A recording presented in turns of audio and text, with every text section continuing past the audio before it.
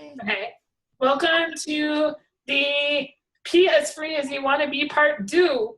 Well, actually, it's not. It's like the 5th one we've done on suprapubic catheters and Mitrofanoff surgery. It's all about peeing, man. This is a big deal for us. And so tonight we're going to talk about both options, and we're going to talk about the pros and the cons, and we're going to answer questions, and I'm going to provide you guys with a few resources, and I guess, and basically, I hope that we'll all take away some information and come away with maybe a decision on which one will work best for us.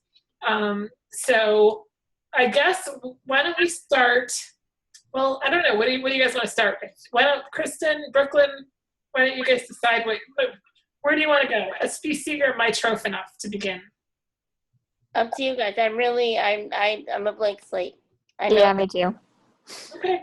All right. Well, I guess because I've talked about SPC so much, personally, I'm very curious more about the Mitrofanoff. So Doris had like a kind of a jacked up version of a Mitrofanoff about 15 years ago? 14. 14 years ago. The technique. See, after Sunday, I thought I made it sound too horrible, but I was a lot older than I think everybody else here is now, and also the technique has improved a lot, I would hope, because he got into me and just started trying to figure out a way almost after he was in there. So mine is basically it's the same thing, except it was done differently. Well, you don't have an appendix, right? So it's done through your appendix usually, right? Am I right, Michaela? Yes. Okay. And you spell your name M-I-C-I. Do you have like a nickname? Or is it Vicky or? My computer just did that. Okay. Okay. Well, whatever. All right. Do you like Michaela? Yeah. Okay, cool. All right. So, all right. So, Michaela, you had just had the surgery like a month ago, right? Yeah, a month ago today. Wow. So, tell us about it. Like, tell us what happened and like how to recover. You're gonna pee for the first time with it tomorrow, right? Yes. Oh my God! I wish we could get it on camera. So you have not peed yet? No. Do you feel ready? Do you think it's going to be okay? Yeah, it should be fine. Are you nervous? A little bit, but it should be okay. Okay. All right. So tell us about how it went down. Okay. Well, it kind of varies where you get it done from what I can tell. So like recovery times and everything and how they do it is a little bit different from place to place.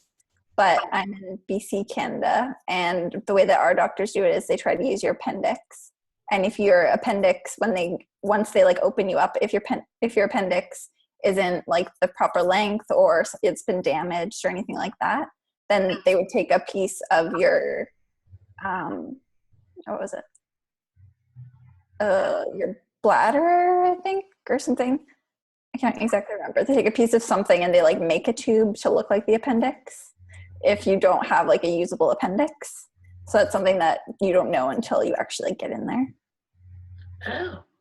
So, and Doris, that's kind of what happened with you, right? Yeah, well, they used my bladder to make the tube, and then then they had to use ileum to rebuild my bladder because they turned they used the whole top part of my bladder to make the tube, and then they recreated a pouch to hold urine with ileum.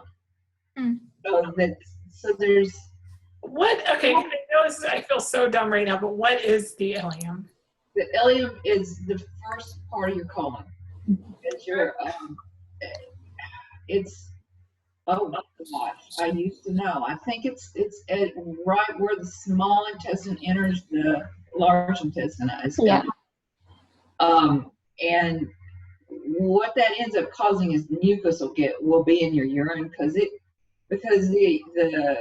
colon secretes mucus, so that can be a little bit of a problem. But if you drink enough water, it's not.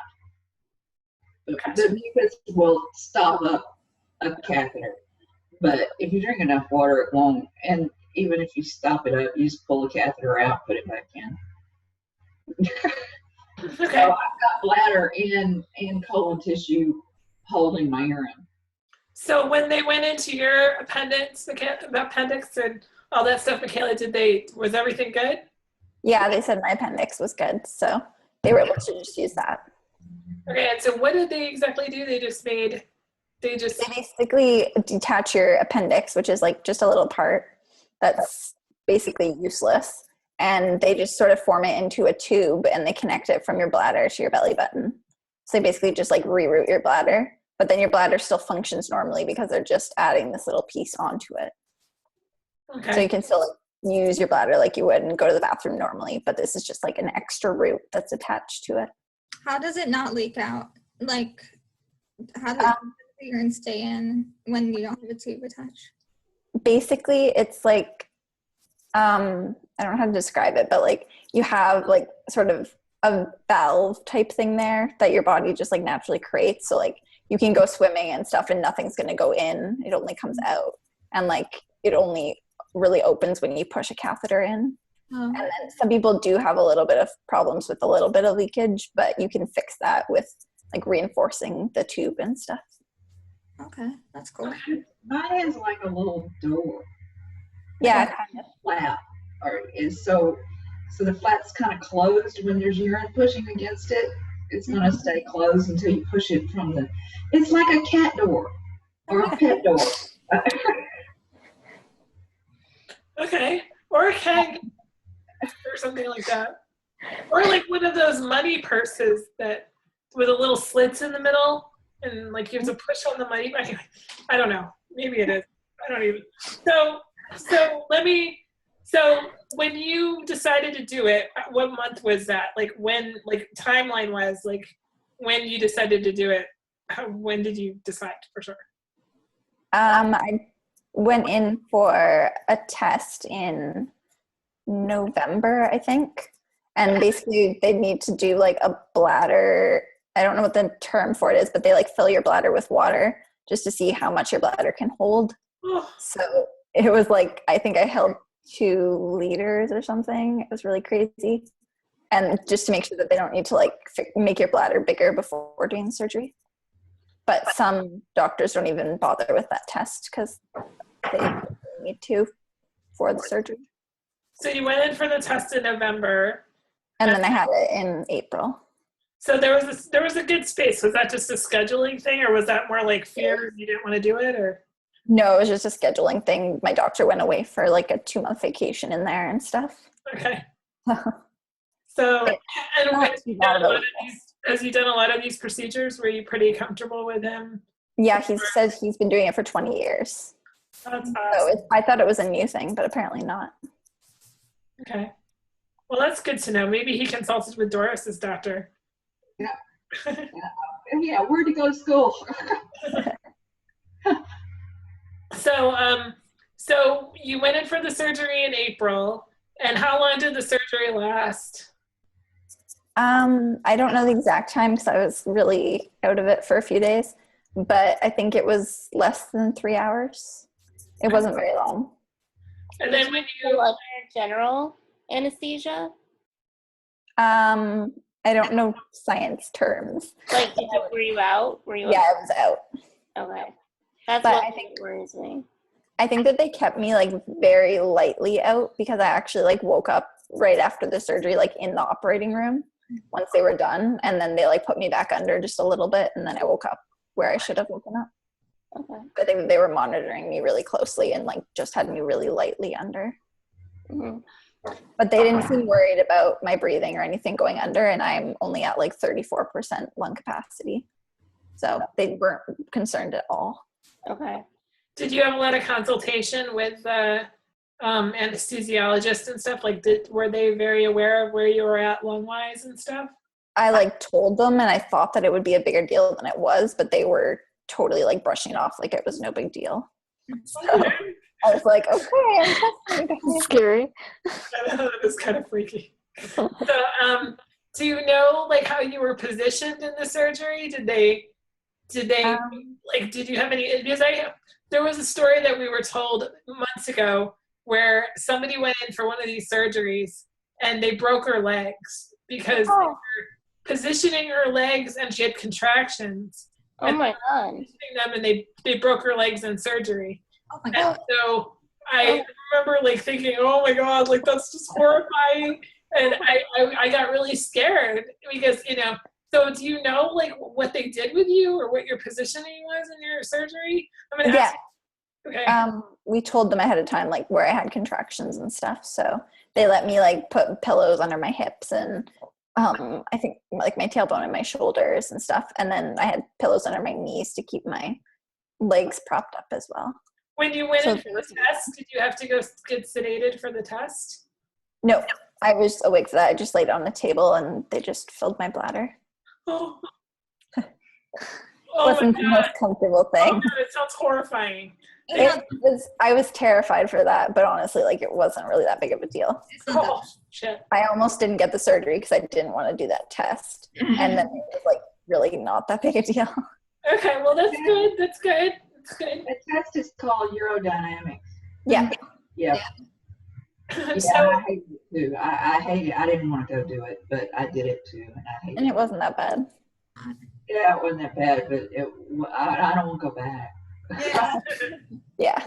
so when you, Doris, it was the same kind of thing. Like they were cool with your contractions, stuff like that. And I was. I at the time I didn't know how bad contractures could be, but I know now because Nancy had broken a leg from contractures. So I was real adamant talking to the people that were going to be in the operating room when I had it revised in January, and the first person I saw was the anesthesiologist, and I told him about the contractures, and he went into the operating room and lectured everyone in there, including the surgeon. So, when I got there, he said, "I told everybody, and they are not going to touch your legs." So they took that seriously. Well, that's good. I think that that would be a major lawsuit to come out of a procedure with broken legs. That would be really horrible. So you get the surgery, you come out of the surgery. How pain tolerance? Like you said, I know you told me in chat that you were on morphine for like 3 days. Were you pretty much not with it at all during that time? Were you just kind of like sleeping a lot and like in La La Land, or were you pretty? I remember like bits and pieces from probably the first 2 to 3 days. I had friends come visit me on the second and third day, and I kind of just remember like bits of it. But after the third day, I was pretty much like okay with just being on like a lot of Advil and Tylenol, which they said was uncommon. Usually you might have to take a bit more morphine, but I have a really high pain tolerance. That's awesome. I don't. So they would let you take morphine for longer then, and that would be fine. And I just wanted to get off of it because I was really out of it, and I didn't like that. Right, that makes sense. Doris, Doris, was it like morphine?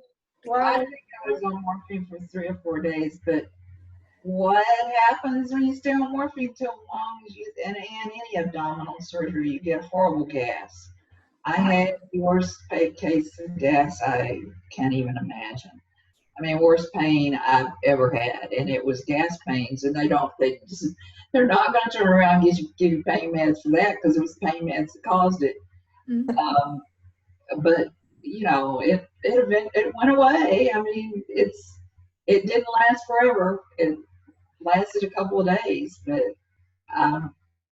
it worked itself out. How were you guys peeing right after surgery? With like a Foley cath, or what were you? Yeah, I had a Foley in there. I've had one in for 4 weeks. How does that feel? Not fun. It's not fun. Is it like, so a Foley, let me just, and I don't know all the catheter stuff. I haven't been in a hospital with a Foley since I was like 10, because I had my back surgery. And I don't even really remember it, but it's like basically attached to your like clit, right? Around there or whatever. Balloon in your bladder. And And then I can't tolerate them. I can tolerate them for about a day. That's why I had to have the surgery, because I hate having a Foley in me. where is it? How does I should go look it up. It's in your bladder. It goes into your urethra. Well, depending now, you can. I mean, they left a Foley in me when they revised my stoma also, but it normally a Foley goes through your urethra, and then they blow up a balloon, and the balloon's in your bladder. So think about that. So there's a tube that's coming out of your pee hole, which is in your hoo-ha. It's between the clitoris and the opening to the vagina. So you got this tube coming out of you, and it's attached to a bag, I imagine, right? Yeah. And does it like come out, or have you had to have it changed since you've had it installed, or? For like my doctor, he wants you to keep it in for 4 weeks. So sometimes 6, depending. God damn. It's actually not that bad though. Like I get spasms, which really hurt. Like I was just in class and I was like crying, but just because it makes my eyes water. So I looked kind of ridiculous, but it's just like a little bit uncomfortable at certain times. But then when it's not doing that, you can't really tell it's there. I'm just like so amazed by your bravery. Like I'm just like, it just sounds so tough. I don't know. Like it's just, and I mean, that's kind of, it's interesting. So I really want to know all the good and the bad. And I was about to ask you guys about bladder spasms. You're still getting them. Obviously you had one today because of the Foley, but will you have them after it all is all back to square, like, everything's good? I don't know because I am still getting them, but I think that they're supposed to go away. Okay. And they have medication that you can take to get rid of those too. Mm-hmm. And Doris, did you have bladder spasms? Do you have them? Well, only when I wait too long to pee, and if I've got a bladder infection. But I pretty much got the bladder infections under control. So I don't know. Now the Foley's, yeah. If I've got a Foley in me, I hate it. I'm not good with that. Did you have the Foley for a while after your surgery, Doris? Yeah, I had a Foley in there for I think 2 weeks, and it was actually suprapubic. It was SPC was right below where the stoma is after the surgery, and I think it had it for 2 weeks, and that thing was, when they pulled that out, it healed in like 2 hours. So when you pull an SPC out, SPC, you got to get it right back in. Yeah. But I hate it. And then even after that came out, I got an infection and they wanted to put a Foley in me. And that lasted a few days, and I threatened to take it out myself while I was still in rehab. And I told them, if y'all don't get this thing out of me, I'm going to pull it. I'm going to get it out myself. Because I didn't know how, because I was putting Foleys in by myself before I had the surgery. If I wanted to do something or go somewhere or be free of peeing, I inserted it myself. And yeah, I did. I don't like it though. Emily's face is amazing. I don't even know what that entails, but that's so good. So like, all right. I'm still going. I'm still there, sort of. I haven't totally shut off, but I'm really. I see your faces, and you guys look so calm, and I'm like, okay, it's got to be better than what I'm imagining, because it sounds horrible. It is so good to be free of everything and know that I can pee. It's so good to not, I mean, to be sitting here and drinking my protein drink in 2 shots of espresso and not think that I'm going to have to pee before this thing is over, and there's no attendant here, and there's no, because I know that I can. And I'm sitting here without any tubing hanging out of me, which is just delightful. It's like being a regular person. Yep. Regular, what is that? So yeah, I mean, so your Foley's coming out. They're gonna take it out tomorrow. Yeah.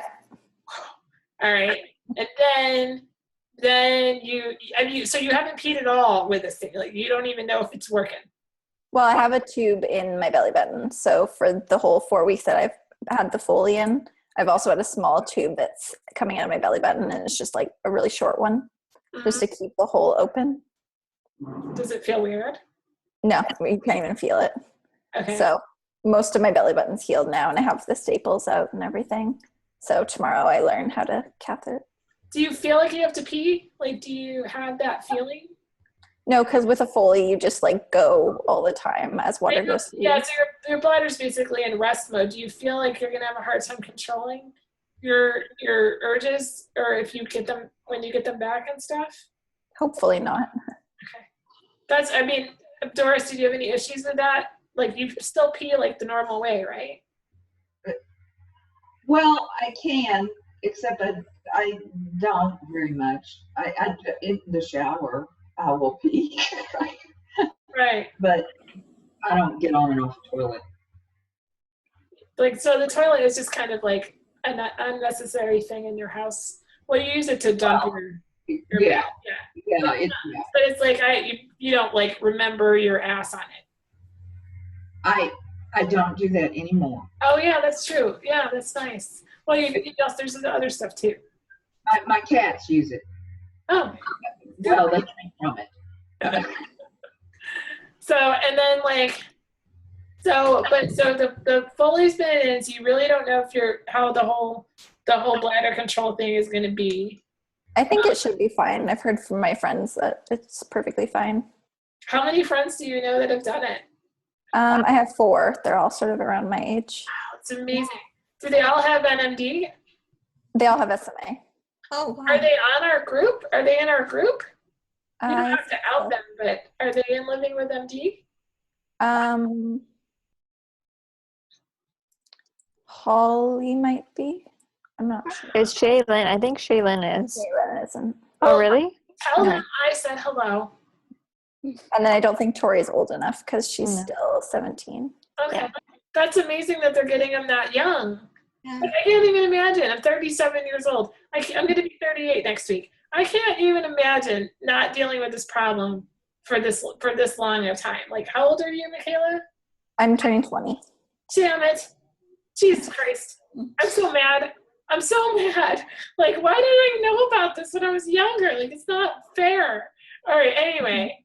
But I probably would be still scared. Like, I probably have waited till this age because I'm such a freaking scaredy cat of this thing. I am too, though, but just looking at like how great it is once you get it is like a good reason to go through with it. Like, I'm terrified of surgeries and I don't like doing them. And I don't like pain, but once you like get there and you know like this is what you're gonna have and you're gonna be so free to just do what you want, it's worth it. That's the thing. Like, I can't even imagine how freeing it would be. I haven't had surgery since I was in 5th grade, though, and I'm terrified. That's why I have to like the anesthesia, because basically I've been told, like with my respiratory, I use a BiPAP every night. I don't use it during the day. I'm not on, a ventilator or anything, but I just am like terrified of what if, and then do I take that chance for, oh, my life could be easier. Like, I don't know. Right. So well, let's talk about it a little bit differently now. Let's talk about the SPC. So Heather, I know that you haven't had the best time with it, so maybe you're not the best representation of Team SPC at the moment. I'll give it the representation it deserves. My body is strange and peculiar and doesn't act quite like other people's. So knowing that, I can explain it in a way that it's more accurate of an SPC. Okay, so let's explain it. So tell us about yours. Tell us how it all went down for you. Or Can you ask me the mirage of questions? Because I feel like that's way easier than like. Okay.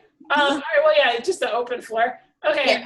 So, all right. So, how old were you when you decided to get it? I got it when I was 21. Wow. And you're how old are you now?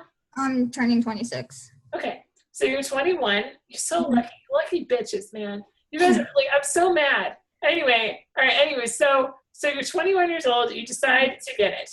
Yeah. And what was the timeline between your decision and actually the whole procedure? I decided that I was gonna do it maybe in like October, and I got it done like maybe 2 weeks later or 3 weeks later. You don't fuck around either. You like when you make a decision, you're on it. Like you don't give yourself time to freak yourself out. Like that's my problem. I know it's best for myself, and I feel like if I give myself time to like worry and have anxiety over it, I won't get it done. And turn into me. That's exactly what you do. Yeah. So I feel like I need to get it over and done with before I freak out. Totally. I totally need to borrow that philosophy. So you went in, and were you under Twilight, or did you go out? No, I was out. You were out. Yeah. Now there's some people that say that it can be done by Twilight. You can get it changed under Twilight. I personally was too terrified to do it under Twilight. I was just like, put me out. I don't want to deal with the surgery. Like, just knock me out. I don't want to know anything. Don't wake me up. Did you have any worries about anesthesia or anything like that? At the time, I didn't worry about it at all. No, I didn't. I still don't have any problems with like respiratory illnesses or anything like that. So I've never had any problem with. Well, you just got over a pneumonia. This is true, but that was a weird and strange occurrence that I blame Austin's weird weather. Okay. All right. Well, I mean, but you recently you're not on a BiPAP yet, right? No, but I'm gonna do a sleep study that I haven't done yet and see if I need it. Yeah, and then you have a cough assist now, right? Are you using it? I don't have one. No, I have a vest, but I don't use it. I know it sucks. I don't use anything. I don't like them. I don't care. I don't want it unless I need it. Right. Yeah, I know how you feel. I just started my cough assist BiPAP Worlds this year, so. But I'm sure it'll happen eventually, but right now I don't want it. I don't want to deal with it yet. So what happened? So you went in for the surgery. How long did it last? Do you remember? Like 35 minutes maybe. All right. You woke up. And was it like, were you out of the hospital on the same day? I left the same day. Mm-hmm. All right. And what's it like? Like I was loopy and exhausted for like a day, and then the next day I was up in my wheelchair and I was pretty much fine. And then there was a tube. There's a tube. I have a tube. It's about like 6 inches long. How long is it? Maybe like 6 inches. I would say maybe 8. Maybe not even. Maybe really. Well, yeah, because you can drop it into the toilet or around the toilet. I mean, hold on. Pull it out, baby. I've seen it now twice. I've seen her rip it out twice. Or maybe 5 inches. That's how long I'm going to guesstimate. Okay. And it's like, it's about the size of like a straw, maybe a little bigger than a straw. Yeah, it's basically the size of a straw. Mm-hmm. Okay, and it's like rubbery and plastic. I've seen it. Rubbery and flexible, and you can wiggle it around. So there's like a little flip on the end, like a flip valve on the end, right? So like mine, I keep a cap in the end. It's like a little blue plug. But some people use like a flip where it's like a lever and you flip it over to the other side and you go. But I keep a little plug in it instead. I like the plug better. It just is easier for me to grip and handle. Right. And so you left surgery that day. You went home. Did you pee with it that day? I did. And did you feel like you had to go? I felt like I had to go. I had bladder spasms I still have bladder spasms. But I take medicine for it. But during the first 2 weeks or so, it was pretty bad. They hurt pretty bad. Was it attached to a bag from the beginning, or like? I attached it to the bag overnight for the first day, and then decided to give my bladder a try the next day because the doctor said it would be fine, and it was fine. Wow. So you went straight to the flip flow. Yeah. And so the flip flow, wasn't that installed, or how do you install it? The flip flow is just like an attachment piece that goes on the end of the tube. So you didn't really have to so you just basically took off the bag and put on the flip. Right. Yeah, exactly. And you were just controlling your own bladder. Okay. So when Allie had hers done, she said in the previous hangout, so I'm not outing her bladder situation, but she said that she was attached to a bag for about a month, I think. And she was peeing in the bag, and then she kind of had to build up the strength and the bladder control to after that, because it's kind of like the Foley in that sense, where you're just peeing, whenever, and you don't really need to worry about feeling like you have to go. But she said her bladder was really angry. That's how she described it. And she said that her angry bladder really needed the break from having to feel the pressure. So it was good to have it on the bag and just to drain into the bag for about a month until she was able to switch to the flip flow. Makes sense. So, and she said also the flow was very slow. The flow was slow at first. So she was it was taking her 20 minutes to get to pee, because she was peeing and peeing, because it was she had to get a different size French or whatever.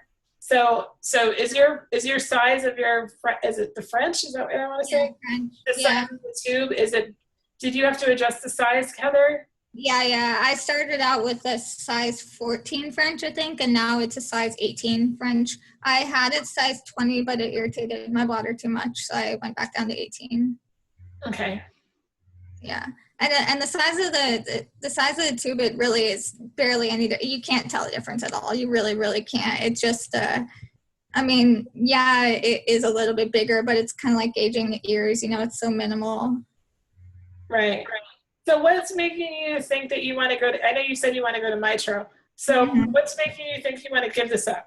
I have a lot of anxiety over tube changes, to the point where I feel like people are going to chop my limbs off when I get the changes done.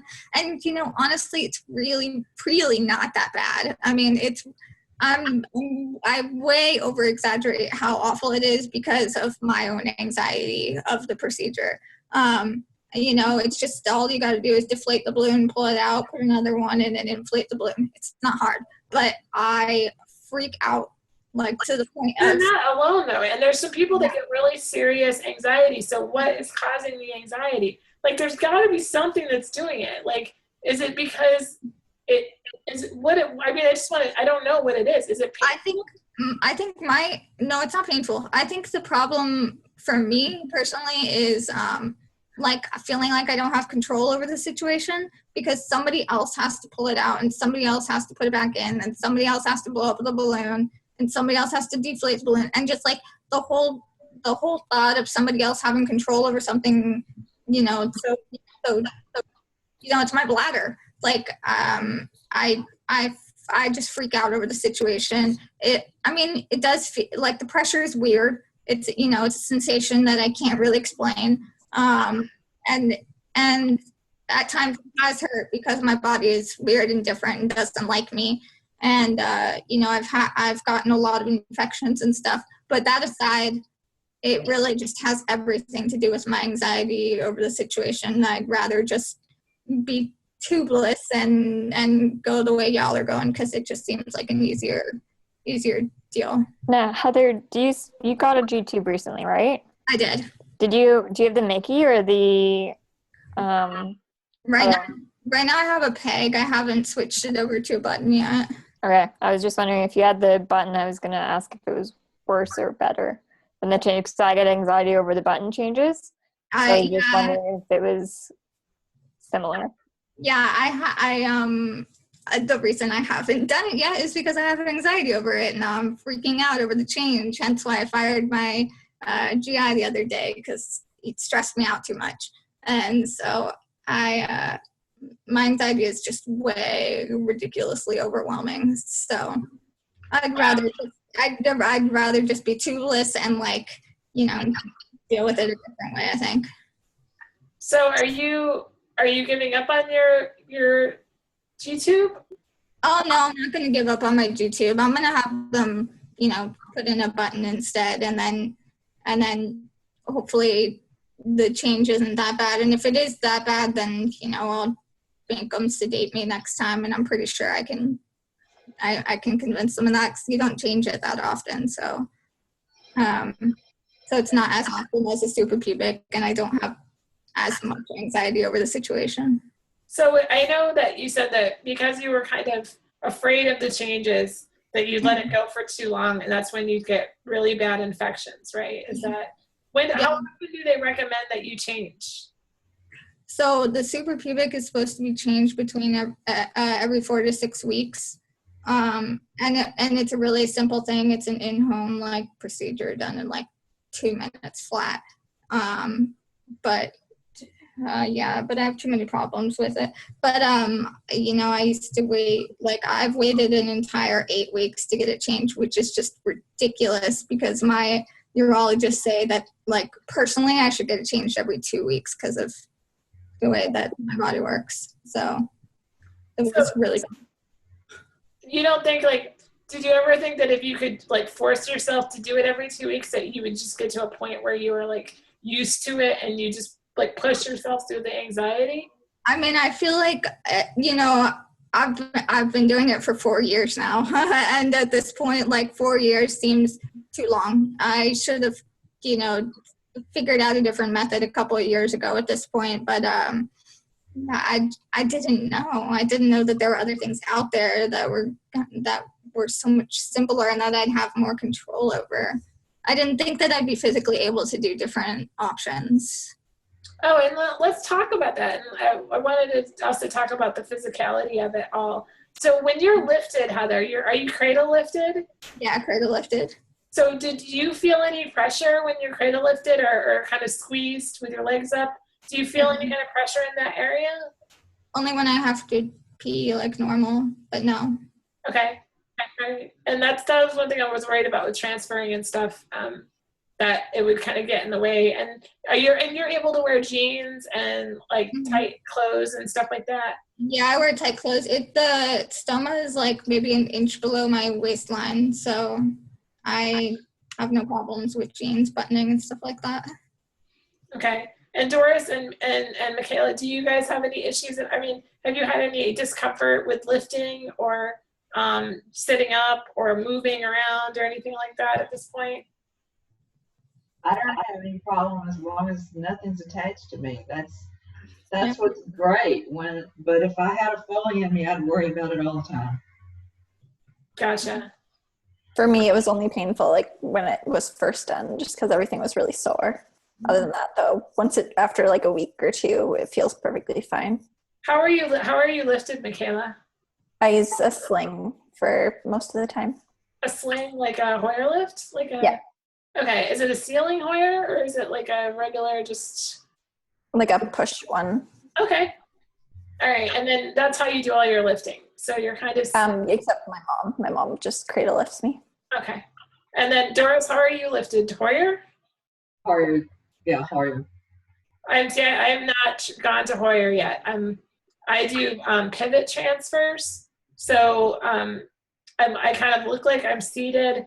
My legs go in between the legs of the person that is lifting me, and their arms kind of come under my armpits like a forklift, and they pick me up and they hold my weight with their legs, and then they turn.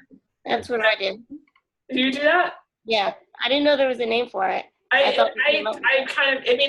It's a totally dependent pivot transfer. Some pivot transfers you put your feet on the ground and the person kind of twists, moves you up. But I can't put any weight. It's all between their legs. And when I learned that lift from a bunch of PCAs at my college who were lifting about 20 different women a day. What'd you call it? Their backs. It's just a pivot transfer. Oh, just a pivot. Okay, gotcha. Pivot transfer, but totally dependent. Pivot transfer. Contractures prevent me from enjoying that transfer. It hurts because when somebody picks me up, my legs drop and stretch my hips, and it right. But this one, your legs don't drop. because your legs are crossed at the ankles and they're right between the person's thighs, and they come right up to you, so you're almost still seated, and you just get lifted and pivoted. I don't. A lot of people do. It's a scary ass lift. If people don't know what they're doing, it can go horribly wrong. So I'm very short and petite, so when I say petite, I'm heavy, but I'm short statured because I had the spinal fusion when I was young. So with very short limbs, it tends to be okay. Yeah. Well, and that's also just the fact is, if they lose the legs, then you're fucked. Yep. You just, and you drop. And that's the scariest thing. So if the person, it's one of those very, very careful trained things that I do. And I don't have everybody do it. But my other option would be the cradle lifts. I have not gotten a Hoyer yet, but I'm getting one. So I'm going to start doing Hoyer lifts. They're not that scary, I promise. Oh, I totally believe you. I'm not really, I'm just worried about the time factor. I just think that they seem like they take a lot of time. Mine can do it in like 10 minutes. Really? 5-10 minutes, yeah. If they're efficient. Do you, this is kind of it's off topic, but do you like pee while you're in it? Or do you get lowered onto a shower chair and then you pee? I get lowered to the toilet and then they take it out from the back. They like lean me forward and pull it out. Oh, okay. And then they lean me forward to put it back under. Okay. Yeah, and then just to my chair. Okay. Also, Emily, if you're worried about time, I can send you a picture of my sling. It takes like 5 seconds to put on. Really? Really? Do you leave it in your chair? I don't want it on. It's not like a bucket sling. Uh-huh. Most people use like the full one that goes under you. Uh-huh. It just wraps. There's like one piece that goes around your waist and then 2 pieces that go under your legs. Wow. U-sling. It's called a U-sling. Is that what it's called? Yeah, yours is called a U-sling. That's what I use. But the other one is called a universal sling. So you have to be careful that they're not using the wrong term, because the universal one, you basically have to stand up to get into it. So what's the point? The U-sling fits down around your back and then under your legs, and you don't have to be lifted to get into it. Is that what you use, Doris? Yeah. Yeah. So anyway, all right, so I guess, Michaela, what made you decide, I know I've talked to Doris about this, and Doris, you mentioned it even tonight, that you hate tubes, you don't want anything to do with those things, and you don't like Foley's, and you don't want your bladder being, tapped, and all that stuff. So, Michaela, what made you decide to do the mitral surgery over an SPC, which is far faster, easier, simpler? I had never really even heard of the SPC before, joining your guys' Facebook groups and stuff. What? Wow. In Canada, they don't tell you. I want to get mad at someone because they don't teach you about anything. I had never heard of the Mitrofanoff until one of my American friends got it. I had never heard of an SPC ever. Well, Same here. I'm not told about this stuff. Well, you imagine being 35 years old and finding out about it. That's what sucks ass. Let me tell you that, because you're so lucky. You're just 20, and you're just. Holy crap!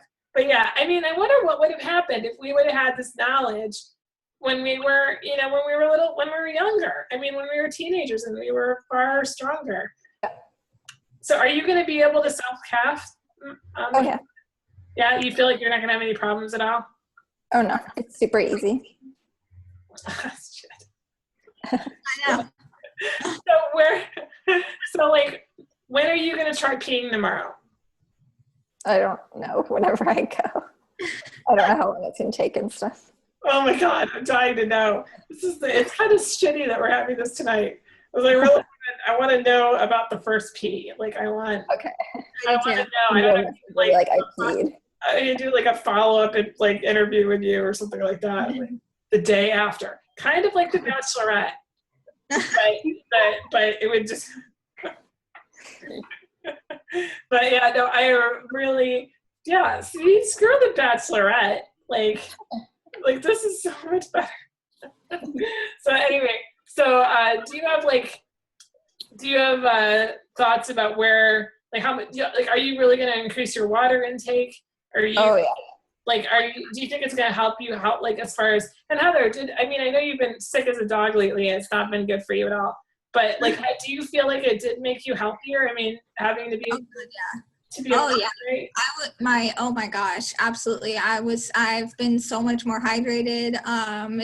It's way healthier for me. Like I drink water all day long and I could go pee whenever the hell I want. So I just drink water, and like I never never when I was younger was able to do that. I PMAS, that it's so hard and so frustrating, and it infuriates me when I gotta pee and I can't go, so I like being able to drink as much water as I want, and I drink a ridiculous amount of water. I bet it helps with respiratory infections too. I'm sure it does. And that's what they tell you all the time is drink lots of water, and I'm always like, screw you, doctor. It's like, you try to drink lots of water. Yeah.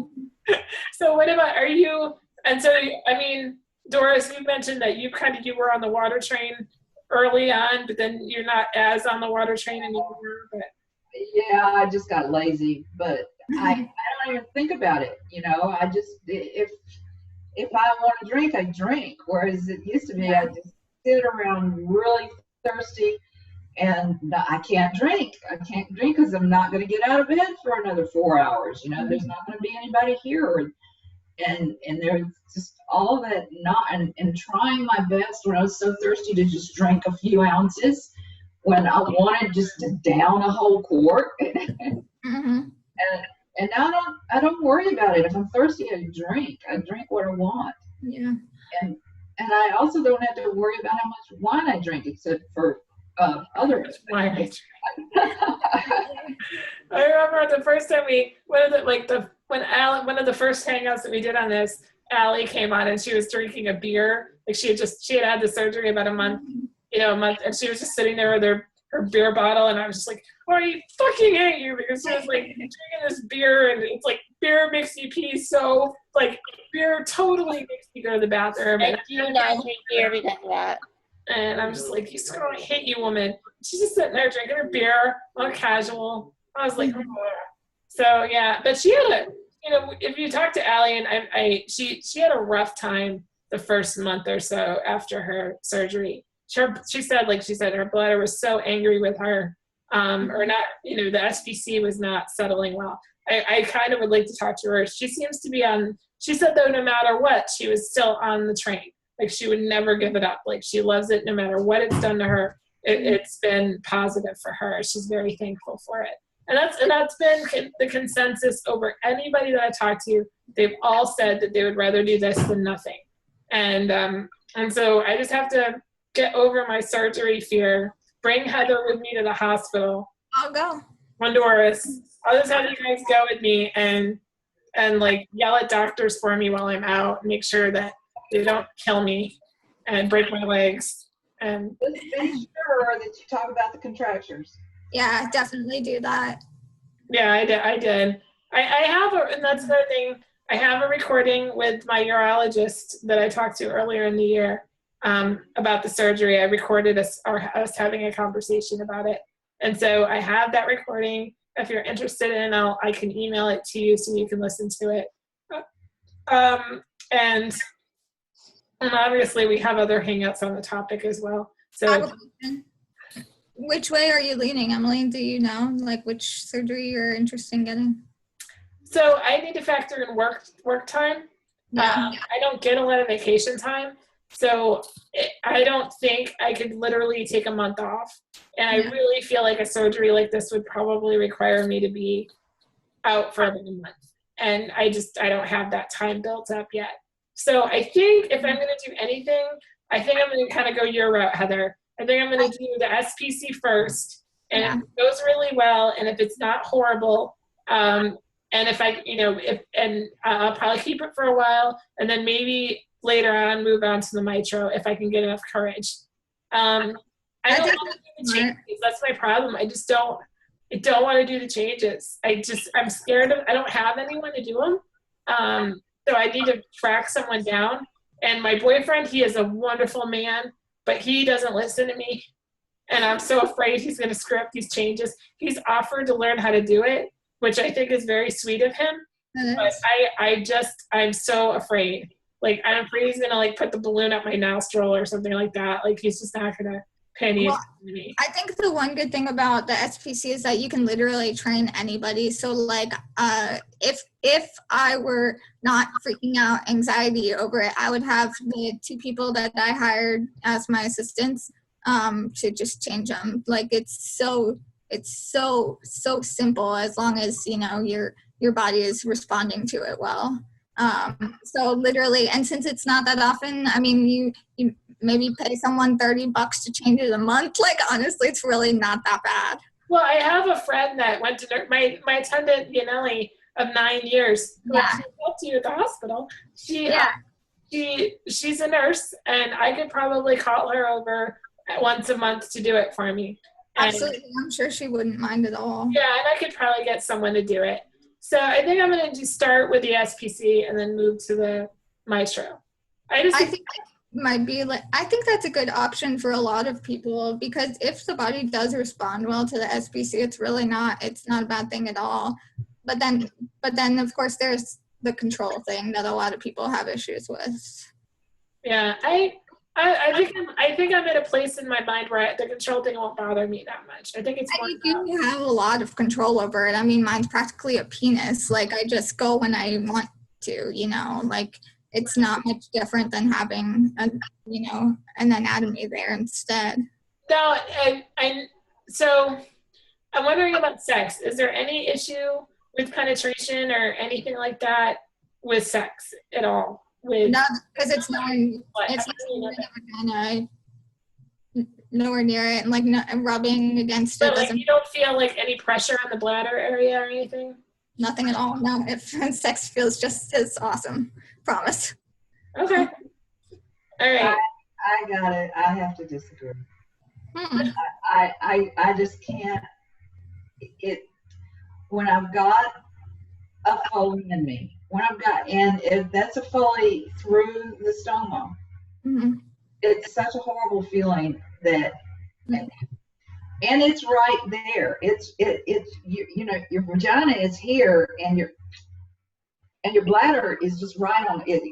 Well, it's right there. Yeah. And if it's going to push on that balloon.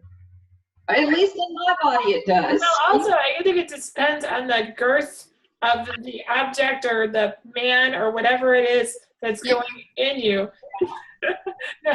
So, if you, I mean, it depends on, you know. I mean, you know, I've already told you, I don't want anything in me. But I mean, if I have one thing in me, I don't want another thing in me. So if I had a choice, I would prefer the man.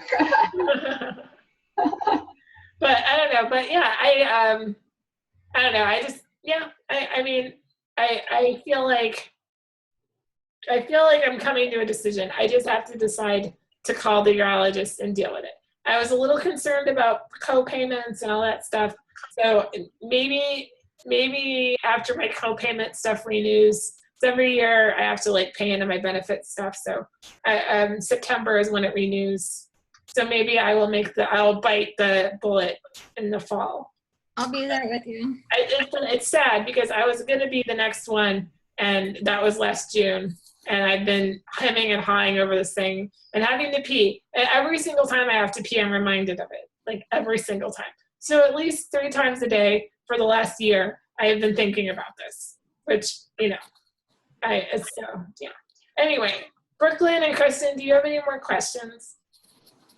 No, just thinking about it. What are you thinking? Are you thinking Mitro if you were to do it, or SPC? I don't know. Personally, it feels like the Mitro, just because, not that I have the control issues, but I don't want to put more on my caregivers or my family right now.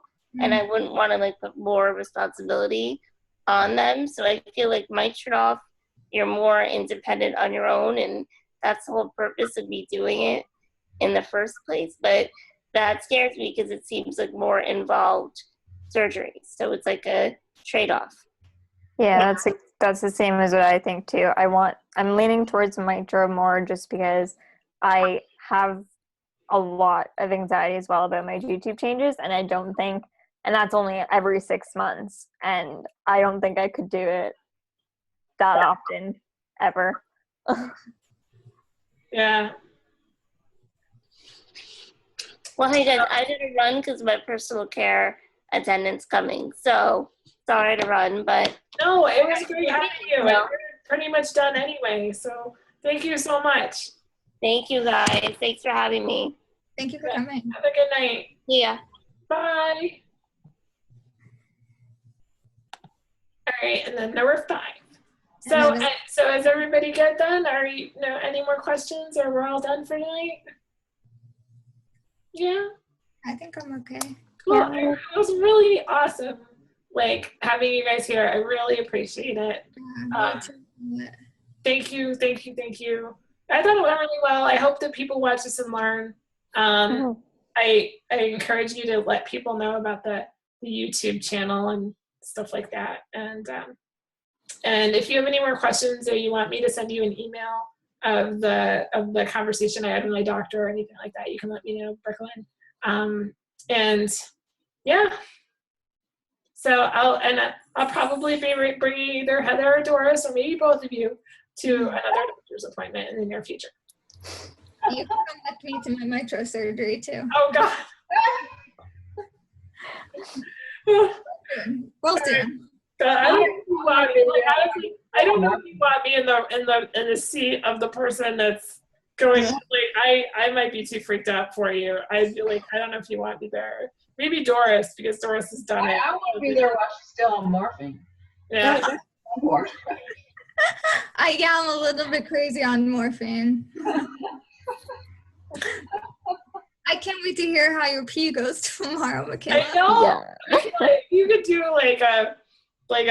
we'll do like a little part 2 interview or something. I don't know.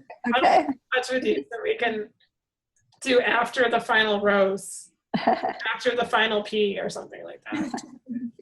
Okay. I'm going to go watch The Bachelorette now. Good call. All right. Good night, you guys. Good night. Good night. Bye. Thank you very much. Bye, everybody.